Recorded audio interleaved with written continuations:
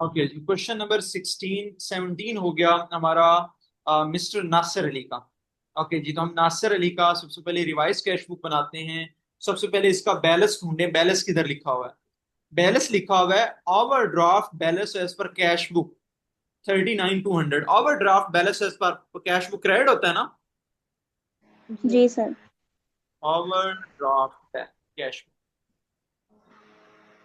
जी कितना है? 39।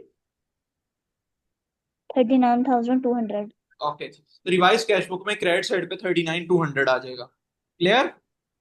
जी जी सर। चार चीजें तो नहीं लिखनी। Omitted cheques, dishonour cheques, not cheque, presented cheques, not collected cheques. ठीक है? जी जी सर। चेक्स का नाम हमने इधर नहीं लिखना। उसके अलावा जो चीज आती है वो हम रिवाइज कैश बुक के अंदर लिखेंगे।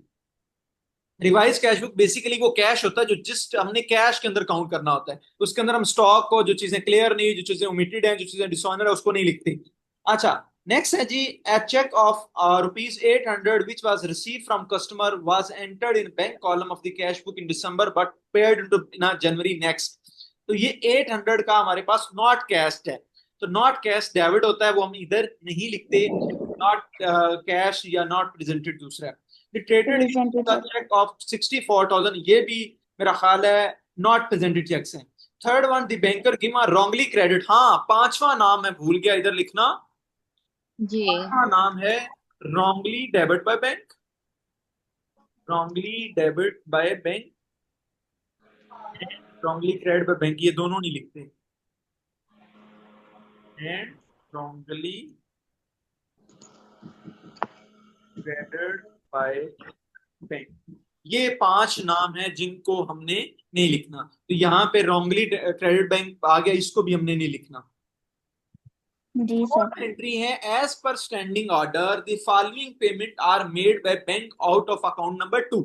हमारे अकाउंट से हमारी इंस्ट्रक्शन के ऊपर बैंक ने ये पेमेंट्स प्ले किए हैं। ठीक है? तो जी ओके, तो वो हमारे अकाउंट से, एक मिनट जी,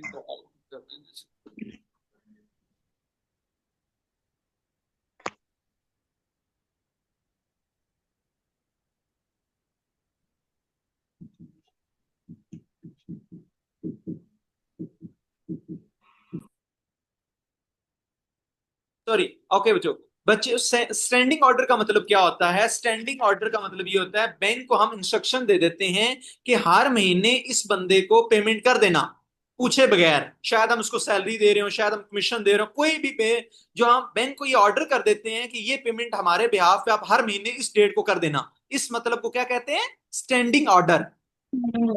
अच्छा, बैंक को स्टैंडिंग ऑर्डर मिला है कि इंश्योरेंस 520 हर महीने पे कर देनी है। तो इंश्योरेंस प्रीमियम पे हो रही है, तो हमारा कैश कम होगा, तो क्रेडिट साइड पे आ जाएगा। इंश्योरेंस जी premium, sir. Insurance premium, insurance premium कितनी है? 520। 520। नेक्स्ट है, ट्रेड सब्सक्रिप्शन का भी स्टैंडिंग ऑर्डर है, तो बैंक ये भी पे कर देगा हर महीने। ट्रेड सब्सक्रिप्शन, ट्रेड सब्सक्रिप्शन क्या होता है? जो हमें चंदा वगैरह देना होता है, वो है 2160। ओके, कुछ पेमेंट रिसीव हुई है। 60। Bank has receive following amount of account number 2। अब ये जो रिसीव हुई है ये डेबिट आ जाएंगी, क्योंकि ये हमारी इनकम है। रिसीव हुई है डिविडेंड ऑन शेयर। जी जी sir. Dividend on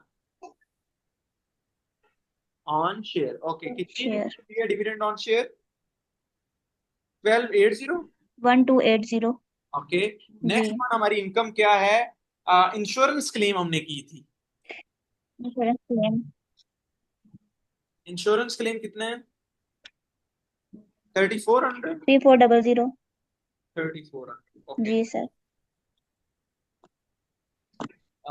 okay, 3400। Okay, next है, एक bank charges 100 war not recorded in the cash. Bank charges भी एक्सपेंस होता है, तो क्रेडिट साइड पे आ जाएंगे। Bank charges 100। ओके जी, यहां तक समझ आ गया।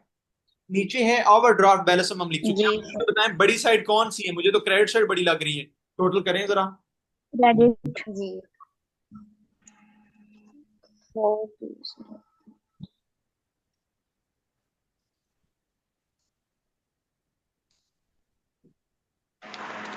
$41980. 4198 दोनों साइड 41,980। ओके, तो ये डेबिट साइड इसमें से माइनस कर दें तो बैलेंस क्या आ रहा है? 37300। 37300। यही आंसर है, जी 7300। ओके, ये अब हम पुट करेंगे बैलेंस के तौर पे। इधर ये बैलेंस है तो इधर ये कौन सा बैलेंस होगा? Credit balance. जी अगर इधर ये डेबिट बैलेंस आ रहा है ना रिवाइज कैश बुक का, तो इधर ये क्या होगा? जी sir. Credit side. Balance credit. Draft on credit balance होगा, और क्रेडिट साइड पे हम इसको लिखेंगे 37,300। ओके, अब हमने जो चीजें 300। छोड़ी हैं जी उसको हम सर। दोबारा लिख लेते हैं। अब एक हमने पेमेंट छोड़ी थी 800 की। पहली है cheque of 800 which is a receive from customer was entered in a bank column of cash book but not paid in the bank in a January next. हमने बैंक कॉलम के अंदर लिख दी थी लेकिन इसको रिकॉर्ड नहीं किया, तो ये हमारा कैश बुक के अंदर लिखा गया लेकिन बैंक को हमने दिसंबर के अंदर सेंड नहीं किया। तो cheque entered in cash book but not send to the bank in December.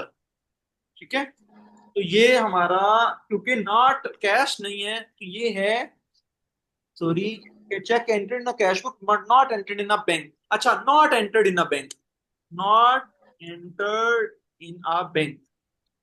Bank में एंटर नहीं हुआ तो वो क्रेडिट होगा ना फिर। जी कैश बुक डेबिट होती है, बैंक का पासबुक क्रेडिट होती है। बैंक कॉलम को पासबुक कहते हैं। 800 sorry.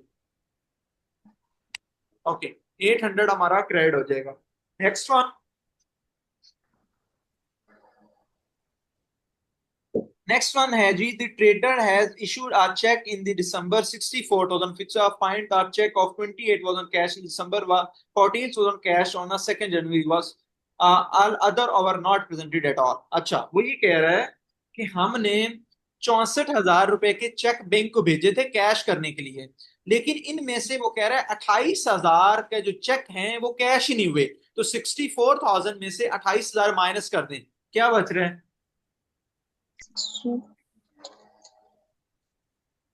Not presented checks.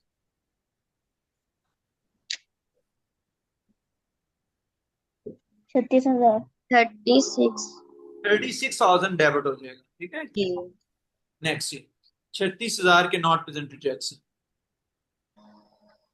Next तो है, सर ये 14,000 कहाँ गए? कौन सपोर्ट? वो कह रहे हैं 28,000 में से जो 14,000 का चेक है ये 2nd जनवरी को हुआ, तो हमने 28,000 काउंट तो कर लिया ना। जी जी। वो कह रहे हैं ना 28,000 was cash in December, a cheque of 14,000, इसी का चेक 14,000 रुपए का कैश हुआ 3rd जनवरी को जाके, तो ये 28,000 में से 14,000 का एक चेक था। जी ठीक है। ठीक है, ओके। नेक्स्ट हमने आगे चीजें लिख ली हैं, अब हम लास्ट पे आएंगे। बैंक, सॉरी, यहाँ पे एक था wrongly credit in account number 1 in the respect of 18,000 was deposit in account number 2। अब देखें ये अकाउंट नंबर की गलती है, दैट मीन कि उसने लिखना अकाउंट नंबर 2 में था, लिख उसने गलती से अकाउंट नंबर 1 में दिया।